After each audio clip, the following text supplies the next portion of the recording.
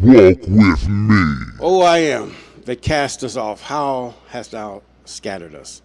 Thou hast been displeased. O turn thyself to us again. Thou hast made the earth to tremble. Thou hast broken it. Heal the breaches thereof, for it shaketh. Thou hast showed thy people hard things. Thou hast made us to drink wine of astonishment. Thou hast given a banner to them that fear thee, that it may be displayed because of the truth, Selah. That thy beloved may be delivered. Save with thy right hand and hear me.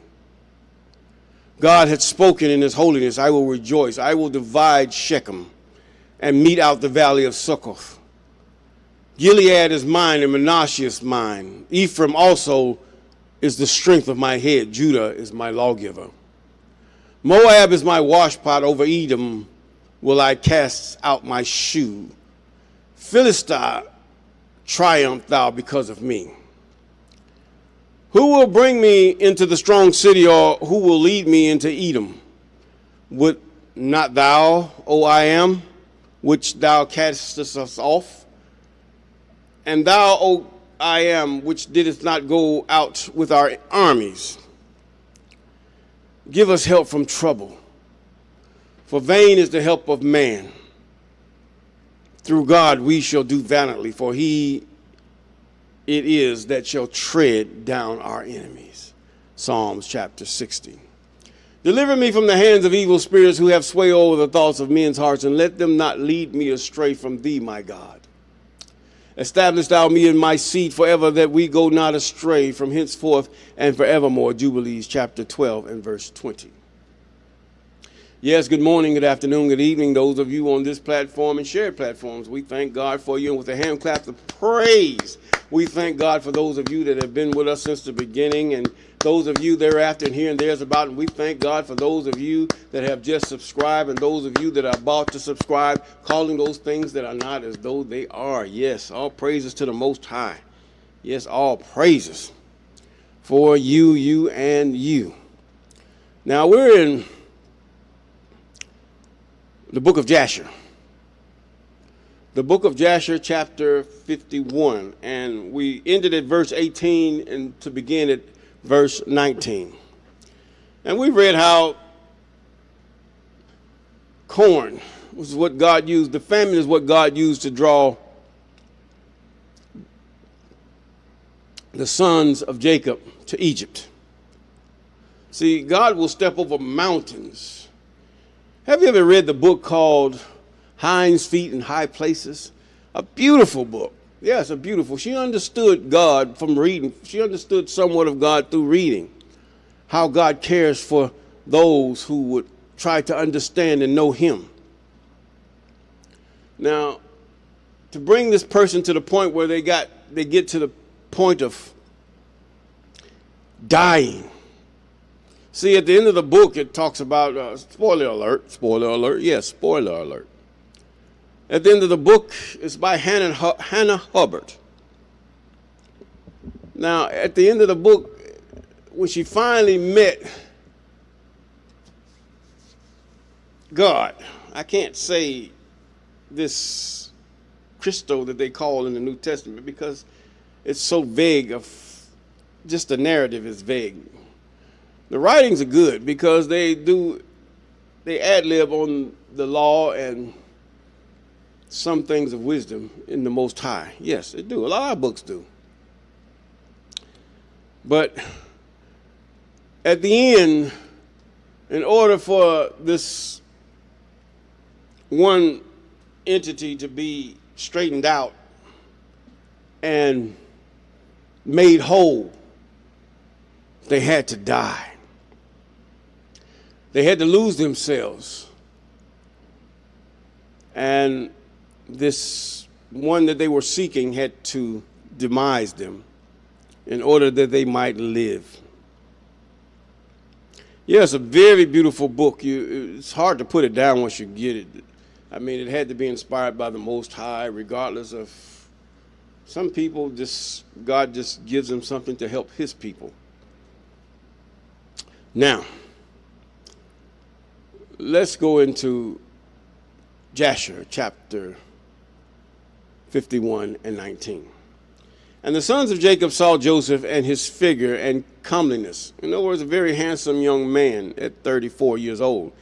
And dignity of countenance, and seemed wonderful in their eyes. And they again bowed down to him to the ground. In other words, they just like you would pray all the way down. I mean, just knee bent all the way down, not like the prayer of some people, but all the way down with their face toward the ground is how much they homaged him.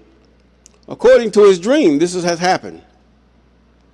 Now, verse 20, and Joseph saw his brethren, and he knew them, but they knew him not, for Joseph was very great in their eyes. Therefore they knew him not. And Joseph spoke to them, saying, from whence come ye, or you? Where did you come from? And they all answered and said, thy servants have come from the land of Canaan to buy corn, for the famine prevails throughout the earth. In other words, the known earth at that time. And thy servants heard that there was corn in Egypt. So they have come amongst the other comers, to buy corn for their support. And Joseph answered them, saying, if you have come to purchase as you say, why do you come through 10 gates of the city? In other words, Joseph, he sent men out to spy them out and, tell him of what their whereabouts are and what they're doing. You came through 10 gates of the city, and it can only be that you have come to spy through the land. In other words, each one is taking information as he's coming in. And some of you places, he could be right. I mean, in this instance, for what it says, he could be right. Because spies in your land, they will come through many ways. It's not just one, it's many. To gather intel on how to defeat you. Your likes, your dislikes, your religion. All these things, they seek you out. And many colonies or many lands did not know what they were doing. And in the instance that we know of, they sent what? Monks, Christian monks. Yes. Those were the spies. Even China and all that it has in the book by Daniel Bernstein called The Discoveries. I really like that book. You hear me talk about it a lot. They came into the land, the monks. They went through all Africa. They've gone, sent different places and stuff to spy out the land. This was their chief thing. Come back and give a report, not only to the king, but to the Pope. And they would tell of the gold, they would tell of the animals, they would tell of all the things. And then they went to China and they tried to teach them the Bible. China understood how the way they are. What did China do? They took the Bible, so he says in his book, but they told the monks this, and then they gave them presents and gifts, because you have to realize, China was trying to be friendly with Europe at that time. The Chinese Empire, or that empire that reigned at that time in China. They tried to be friendly. They even gave them wares and gifts and things, and come back even time till the time where they were giving things free. The Europeans start charging them to go. They start charging to go through the land. And then eventually the Chinese got the hang of it. These people are just greedy and they're ignorant. And so they stopped coming. And the monks themselves, they tried to teach them the Bible and everything. They took the Bible. They understood that. Yes, that was a good book. It was good wisdom in the book. But then the fact was they looked at the monks and how they acted. I don't know what the monks did. They caused the Chinese to understand and see through them. But what happened? They said, this Bible we'll take, but you can go. And little did they know, with that gunpowder, the monks took it back. And that was the worst time worldwide, the worst period the world have ever experienced. Because even God says that they would be foolish, a foolish people. He said, I will call them. In other words, now you have the Industrial Revolution that destroys the earth. And I'm not saying this for AI to get mad or anybody to get mad, but it's true. There wasn't any other country in the world that have destroyed the earth except for this industrialized nations at that time, and even to this day. The same water, the same earth that you was so clean you can drink from the streams and rivers. Now you have to buy bottled water that the corporations and industrialized systems have polluted, because they tell the employees, oh, go dump that. See, these things, the hierarchy had plausible deniability. Now you have those who have told their employees to do things that they shouldn't do. And now your taxes have to pay for something that the majority of people didn't do. You have to educate yourself. How did we get here? But anyway, I digress. And Joseph spoke to them, saying, from whence come ye?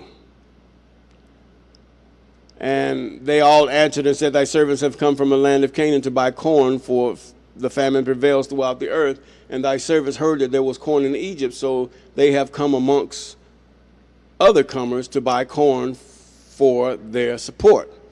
Now, we were in verse 22. He said they came through the 10 gates. You came through 10 gates of the city. You spying us out, which could have been true, but he knew they wasn't. And verse 23, and they all together answered Joseph and said, not so, my lord, we are right. Thy servants are not spies, but we have come to buy corn, for thy servants are all brothers, the sons of one man in the land of Canaan. Our father commanded us, saying, when you come to the city, do not enter together at one gate on account of the inhabitants of the land. In other words, thinking you might come for war because of their reputation. These are men that have subdued Shechem and thousands of people.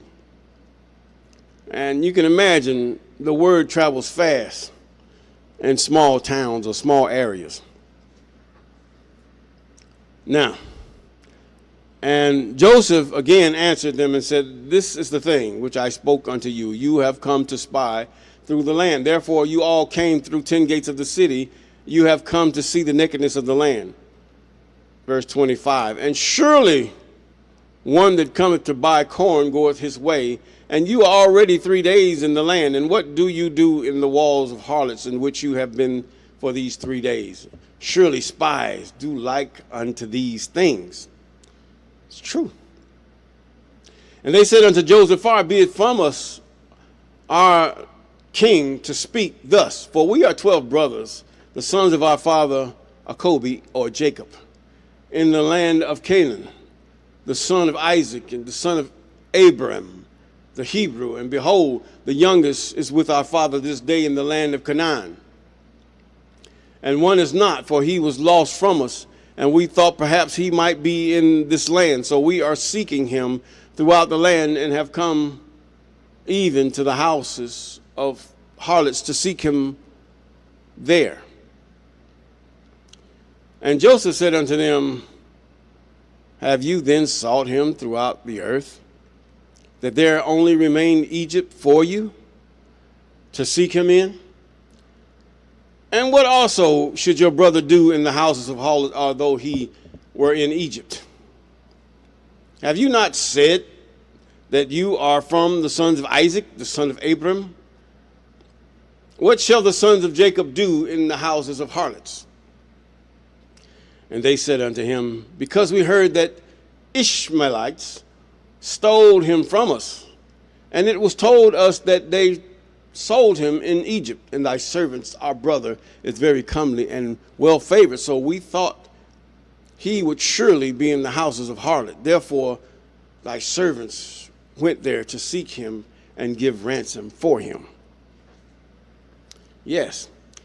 And Joseph still answered them, saying, surely you speak falsely and utter lies to say of yourselves that you are the sons of Abram. As Pharaoh liveth, you are spies. Therefore you have come to the houses of harlots, that you should not be known.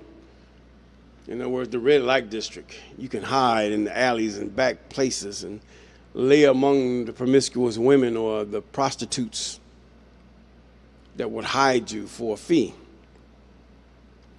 And Joseph said unto them, now if you find him, and his master requireth of you a great price, will you give it for him? And they said, it shall be given.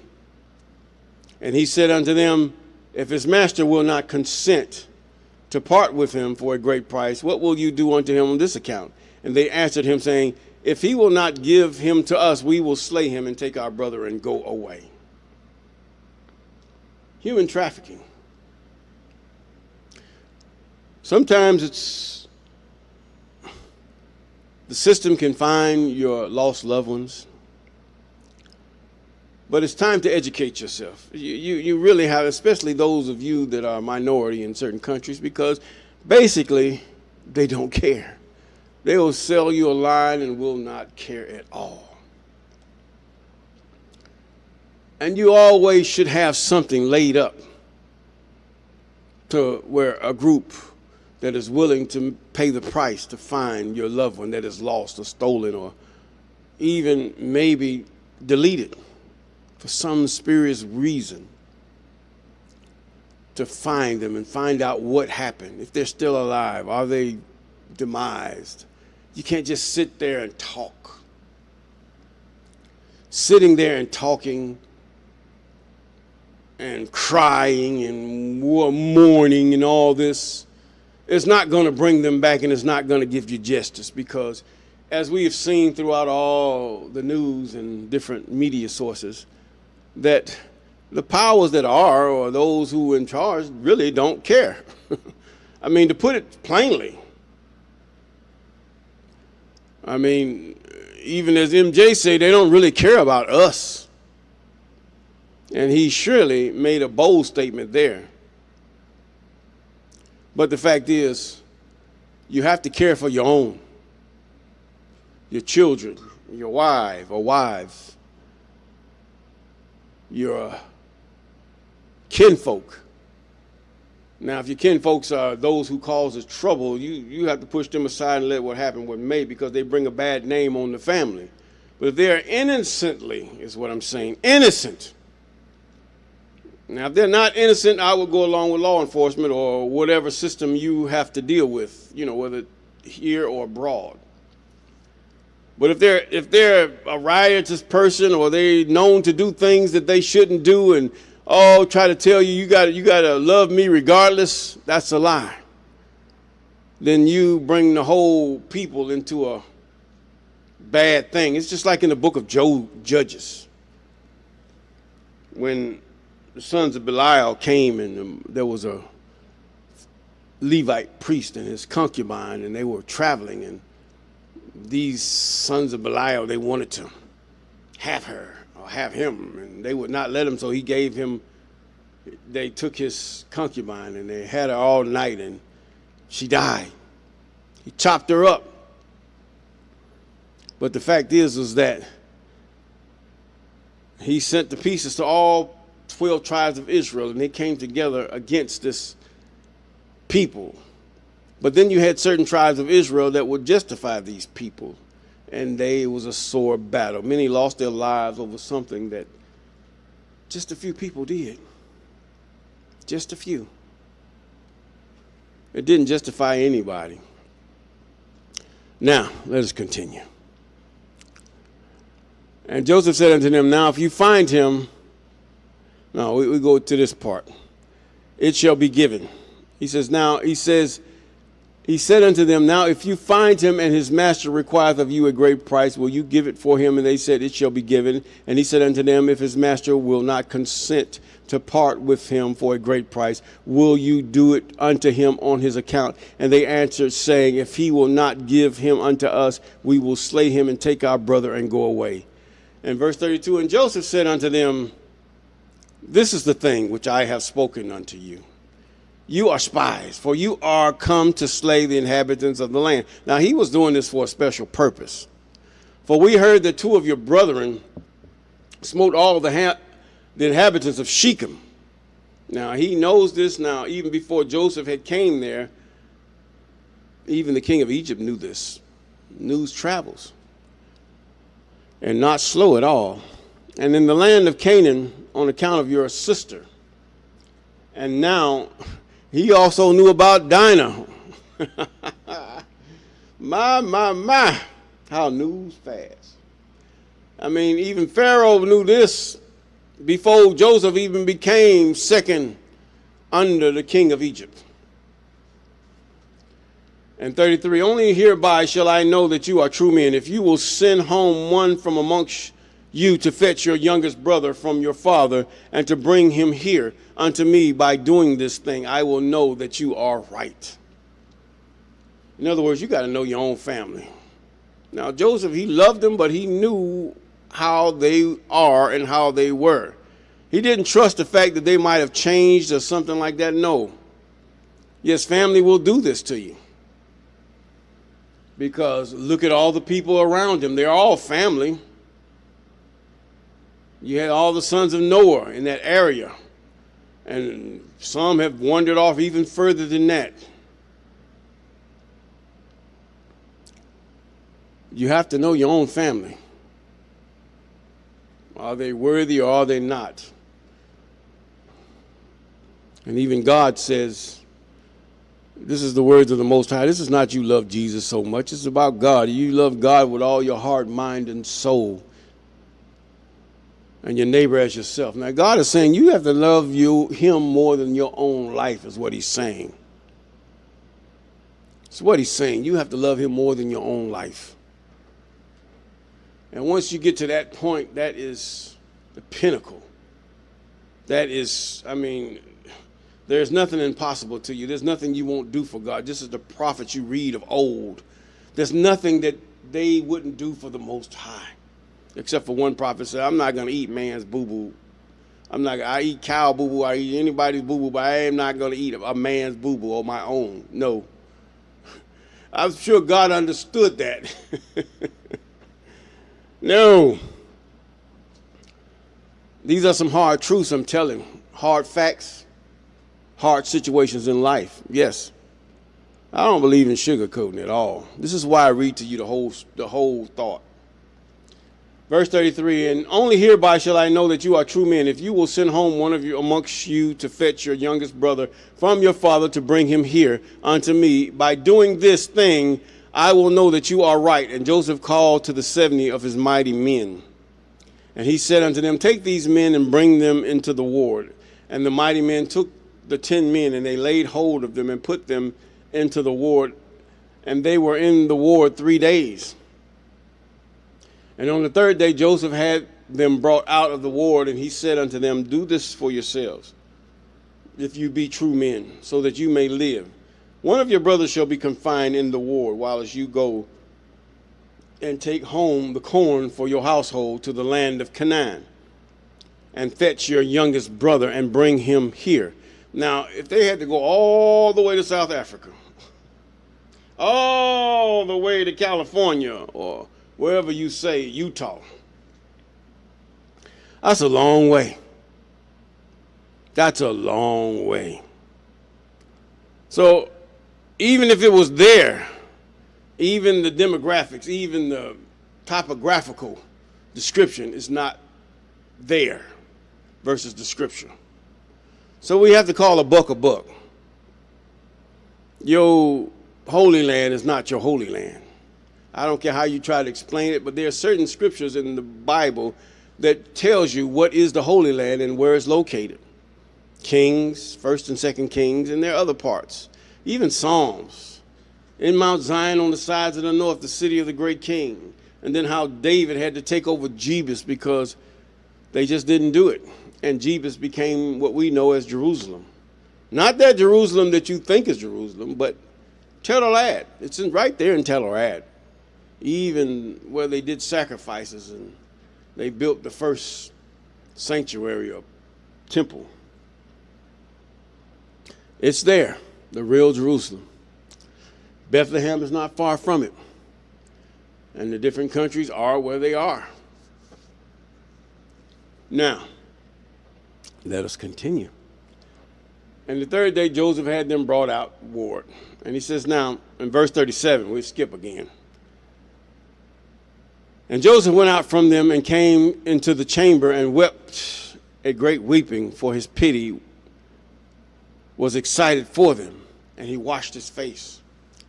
and returned to them again, and he took Simeon from them and ordered him to be bound.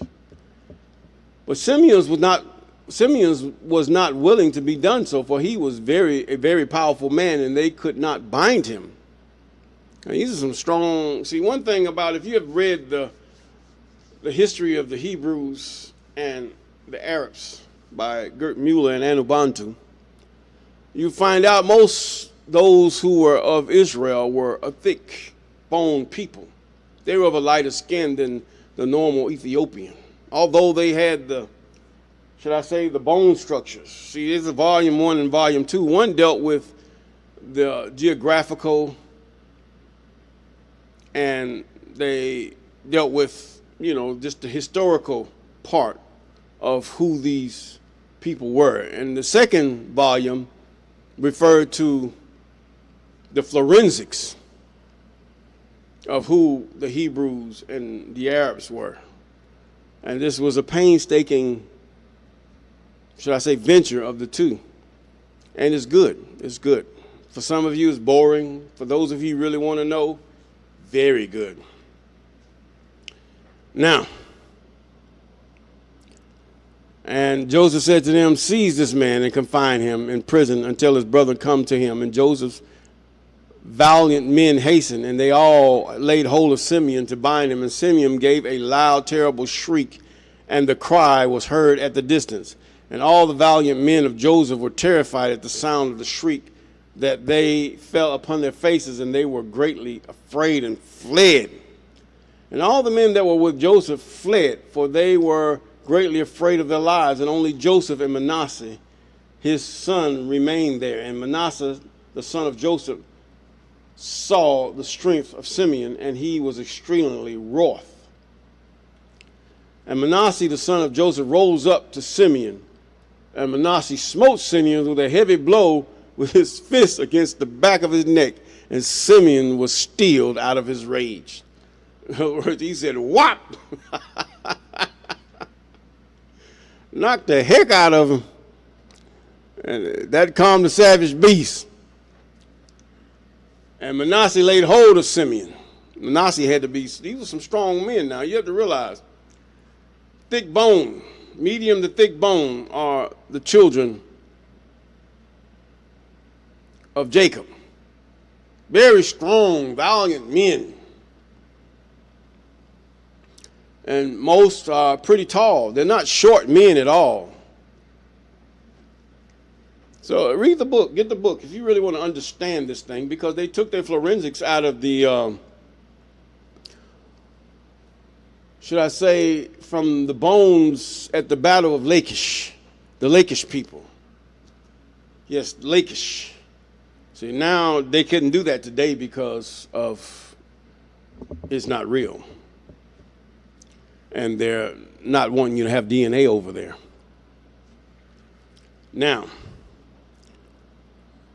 and Manasseh laid hold of Simeon and seized him violently, and he bound him and brought him into the house of confinement. I mean, his own nephew. He was a big boy, too. He had to be a big boy. His own nephew and all the sons of Jacob were astonished at the act of the youth. Now, this is a teenager, a big teenager. I mean, have you seen some of these teenagers playing football? You ask yourself, who fed these guys? And not only with that, just the young women that have, the young girls that do the cheerleading and stuff. You're like, what are they feeding these children? But it's just the way Israelites are. They're medium to thick-boned people, rather tall, and they are a little lighter than the Cushite or the Egyptian of that day. Now, after this, Joseph ordered him to be called, who was set over the storehouse, to fill their sacks with corn as much as they could carry, and to restore every man his money into a sack and give them provision for the road. And thus did he unto them. And Joseph commanded them, saying, take heed lest you transgress my orders. Now, Joseph is used to dealing with authority and obeying authority that he knew how to be an authority. See, this is the difference between a man who's been raised either by a father or by an authoritative male figure. It's the difference. He knows how to take orders and he knows how to give orders. And take heed lest you transgress my orders to bring your brother as I have told you. And it shall be when you bring your brother hither to me, then will I know that you are true men, and you shall traffic in the land. And I will restore unto you your brother, and shall return in peace to your father. Yes. I mean, you have to realize ancient Jacob was a valiant people. The men were, strong, robust, because you can imagine what Abram himself was. And even on down the line, Eve and Isaac and his children, Esau, and even Jacob himself. Very strong and valiant men. Medium to thick-framed men. Sort of tall, I would say no more than 5'10" to over 6 foot tall. They were not giants to be considered giants.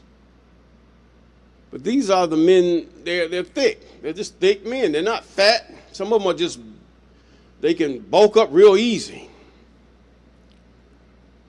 And this is the bulk of the children of Jacob.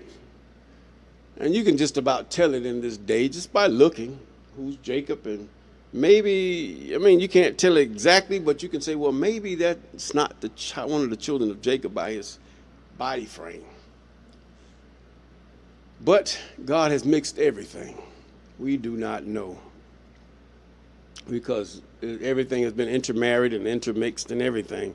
There's so many, but one thing I can say is that you can't change the male. The male will always be of the nationality of his father, regardless. If you're a white man and you married a black woman, that baby is not what you consider black. That baby is whatever your nation is, whether you call yourself Celtic or Russian or whatever. That's what that child or that person is. You are of your father. And this is the whole writings, the holy writings about the man. And the woman, she have gotten jealous. She's really gotten jealous. But with that, we're going to digress and we're going to say, peace.